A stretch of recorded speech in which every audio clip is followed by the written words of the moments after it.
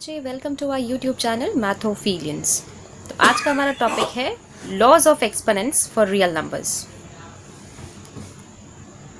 ये इस चैप्टर का लास्ट लेक्चर है और डिस्क्रिप्शन बॉक्स में मैंने असाइनमेंट के लिए लिंक डाल दिया है। आपको वो सारे असाइनमेंट क्वेश्चंस भी करने हैं।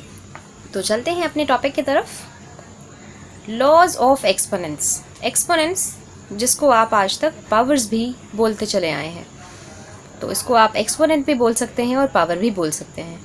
क्या होता है ये? रियल नंबर्स में जब भी आप किसी रियल नंबर के ऊपर कोई एक्सपोनेंट लगा हुआ देखते हैं, तो वहाँ पर कुछ लॉज आपको पता होने चाहिए कि आप क्या लॉ अप्लाई करेंगे। जैसे मैं कुछ वेरिएबल्स के बारे में बात कर रही हूँ, जैसे मैं बात कर रही हूँ वेरिएबल ए, वेरिएबल एन और वेरिएबल एम के बारे में। तो मैं ये आपको पहले बता दूँ, ये तीनों वेरिएबल्स जो मैंने लिए हैं यहाँ पर, ये नेचुरल नंबर्स हैं। ठीक है, इतना पता होना चाहिए। इसके बाद अब मैं कुछ रूल्स, कुछ लॉज आपके साथ डिस्कस करूँगी यहाँ पर। पहला लॉ, अगर सपोज ऐसे लिखा हुआ है कि a raise to the power m multiplied by a raise to the power n। अब यहाँ पर आपको a और a एक जैसा दिख रहा है। अब ये a है क्या, आपको पता होना चाहिए। यहाँ पे मैं लिख रही हूँ a जो है आपका, वो उसको कहेंगे आप बेस, यानी जो आपका नंबर आपको दिख रहा है, और उस नंबर के ऊपर जो भी पावर लिखी हुई है उसको आप कहेंगे एक्सपोनेंट। यानी कि अगर m और n के बारे में हम बात कर रहे हैं तो ये दोनों ही हो जाएंगे एक्सपोनेंट्स, इनको हम बोलेंगे एक्सपोनेंट्स। ठीक है। रूल क्या कहता है कि अगर बेस सेम है और बीच में प्रोडक्ट का साइन है, दो चीज़ों का ख्याल रखना है। पहली चीज़ कि बेस सेम है और दूसरी चीज़ कि बीच में प्रोडक्ट लगा हुआ है। अगर ये दोनों कंडीशंस हैं तो उसके ऊपर जो भी आपको एक्सपोनेंट दिख रहा है, आप क्या करेंगे, उसको जोड़ देंगे, यानी प्लस कर देंगे। a raise to the power m plus n लिख देंगे। क्लियर। जैसे फॉर एग्जाम्पल, मैं एक एग्जाम्पल लेती हूँ। लिखा हुआ है suppose 2 raise to the power 5 multiplied by 2 raise to the power 7। अब यहाँ पर 2 मेरा बेस है और 5 और 7 मेरे एक्सपोनेंट्स हैं। बीच में प्रोडक्ट लगा हुआ है। पहली कंडीशन क्या थी कि दोनों बेस सेम होने चाहिए, पहली कंडीशन तो मिल गई। दूसरी कंडीशन थी कि दोनों के बीच में प्रोडक्ट का साइन होना चाहिए, यानी है। यहाँ पर दूसरी कंडीशन भी मुझे मिल रही है। तो मैं क्या करूँगी, मैं इन दोनों बेस के ऊपर जो पावर्स यानी कि एक्सपोनेंट्स लिखे हुए हैं उन दोनों को जोड़ दूंगी, यानी 5 + 7। एक ही बार लिखेंगे आप ये 2, 2 बार नहीं लिखेंगे। ठीक है। 2 रेज़ टू द पावर 12 हो जाएगा ये। अगर ऐसा लिखा होता 2 raise to the power 5 multiplied by 3 raise to the power 7, तब हम नहीं करते। क्यों? क्योंकि तब ये लॉ अप्लाई नहीं किया जा सकता था। क्यों? क्योंकि यहाँ पर बेस सेम नहीं है, यानी हमारी पहली कंडीशन यहाँ पर नहीं हमें फुलफ़िल होती हुई नज़र आ रही है। तो दोनों कंडीशंस का फुलफ़िल होना ज़रूरी है कि बेस सेम होना चाहिए, दूसरी बात बीच में प्रोडक्ट होना चाहिए। तो यहाँ पर हम कुछ नहीं कह सकते, यहाँ पर हम ये वाला लॉ नहीं अप्लाई कर सकते। ये अपना ही कुछ होगा जो भी सॉल्व होकर आएगा कि 2 रेज़ टू द पावर 5 जो कुछ भी है multiplied by 3 raise to the power 7 जो कुछ भी है, फिर जो भी इनको सॉल्व करने के बाद वैल्यू मिलेगी वो एक अलग अपनी जो भी वैल्यू रहेगी वो होगी। ओके, चलिए अब सेकंड लॉ देखते हैं। सेकंड लॉ कहता है कि अगर आपका बेस सेम है दोनों जगह और दोनों के ऊपर, उन बेसिस के ऊपर कुछ एक्सपोनेंट्स लगे हुए हैं, लेकिन वो दोनों जो आपको नंबर्स दिख रहे हैं उन दोनों के बीच में जो आप मैथमेटिकल ऑपरेशन यूज़ कर रहे हैं वो है डिवीजन, यानी कि a raise to the power m divided by a raise to the power n। ये एक आपको दिख रहा है टर्म और यहाँ पर भी एक टर्म दिख रही है। दोनों में बेस दोनों का सेम है, बीच में मैथमेटिकल ऑपरेशन जो यूज़ किया जा रहा है वो डिवीजन का है। अगर ऐसा है तो आप क्या करेंगे, a raise to the power m minus n, यानी कि दोनों एक्सपोनेंट्स में बीच में सब्ट्रैक्शन का मैथमेटिकल ऑपरेशन यूज़ करेंगे, दोनों को माइनस कर देंगे। ठीक है। इसके लिए भी एक एग्जाम्पल देख लेते हैं। जैसे कि लिखा हुआ है, जैसे सपोज़ यही नंबर लिखा है 2 रेज़ टू द पावर 5 लिखा है और नीचे suppose 2 raise to the power 3 लिखा है, ठीक है। तो अब दोनों का बेस मुझे सेम दिख रहा है और डिवीजन का ऑपरेशन दिख रहा है। उसकी पावर से कोई मतलब नहीं है, पावर सेम हो या ना हो या कैसी भी हो, मुझे कोई मतलब नहीं है, लेकिन आपको ये पता होना चाहिए कि बेस दोनों का सेम हो और दोनों के बीच में मैथमेटिकल ऑपरेशन जो यूज़ हो रहा है वो डिवीजन का हो रहा है।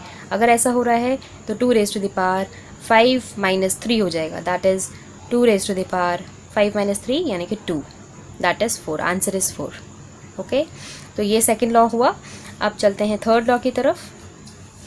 आपका थर्ड लॉ कहता है कि अगर किसी भी बेस की पावर 0 हो तो आंसर हमेशा 1 मिलेगा आपको, चाहे वो बेस कुछ भी हो, चाहे वो कितना ही बड़ा क्यों ना हो। अगर उसकी पावर 0 है तो आपको आंसर हमेशा 1 मिलेगा। यानी फॉर एग्ज़ाम्पल अगर लिखा हुआ है 1000 सपोज लिखा है 1000 की पावर 0, तो भले ही ये 1000 है, उससे कोई मतलब नहीं है।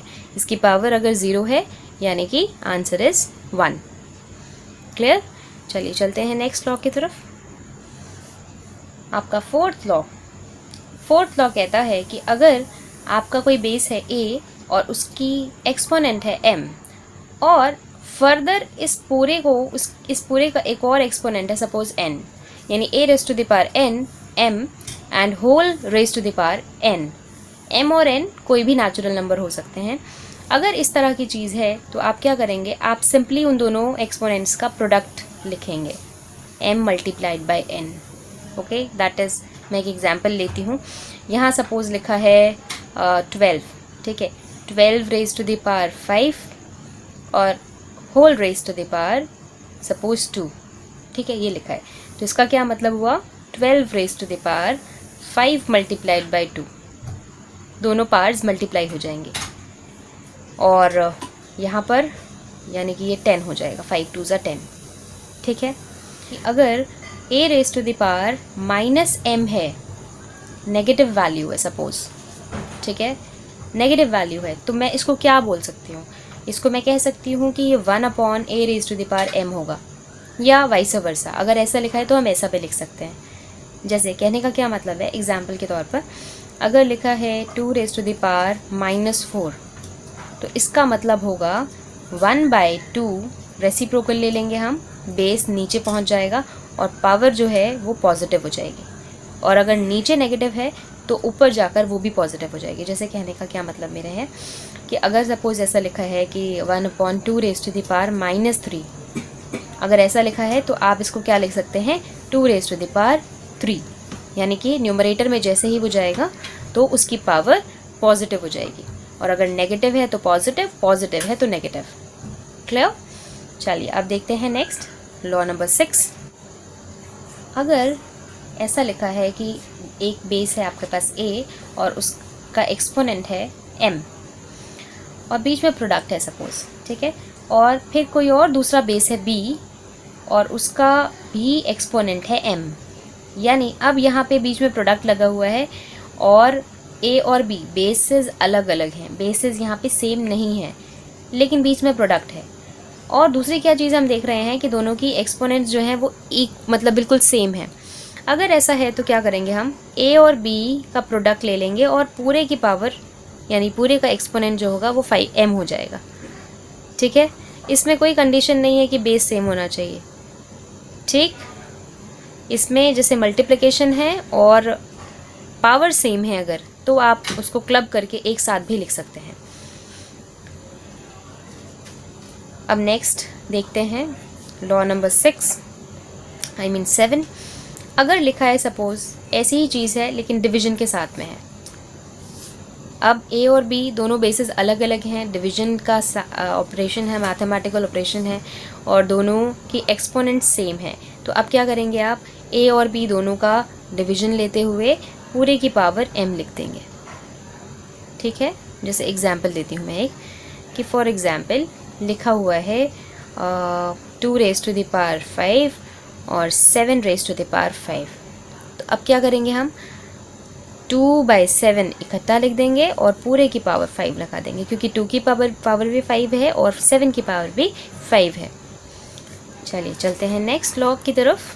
a का nth रूट है और इसकी पावर है सपोज m, ठीक है। जैसा कि मैंने आपको पिछले कुछ लेक्चर्स में से किसी लेक्चर में बताया था कि जब भी इस तरह से nth रूट या कोई सा भी रूट लगा होता है तो उसका क्या मतलब होता है। जैसे मैंने आपको बताया होगा कि स्क्वायर रूट है किसी नंबर का तो इसका मतलब होता है कि 3 की पावर 1/2।